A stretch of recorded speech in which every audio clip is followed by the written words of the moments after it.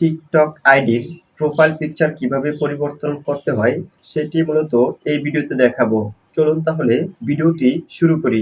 TikTok অ্যাপসটি open করবেন, প্রোফাইলে ক্লিক করবেন, এখান থেকে এডিটে ক্লিক করবেন। এখন চেঞ্জ ফটোতে ক্লিক করবেন। এখান থেকে আপডেট ফটোতে ক্লিক করে আপনার ফোনের গ্যালারি থেকে যেই প্রোফাইল পিকচারটি আপনার টিকটক আইডিতে দিতে চান সেই প্রোফাইল পিকচারটি সিলেক্ট করে দিবেন।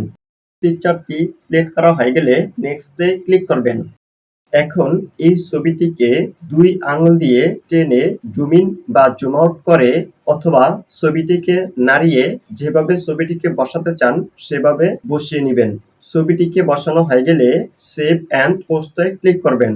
সেভ অ্যান্ড পোস্টে ক্লিক করার সাথে সাথে আপনার টিকটক আইডিতে এখন যে পিকচারটি দিয়েছেন সেই পিকচারটি সেট হয়ে যাবে, অর্থাৎ আপনার টিকটক আইডির প্রোফাইল পিকচারটি পরিবর্তন হয়ে যাবে।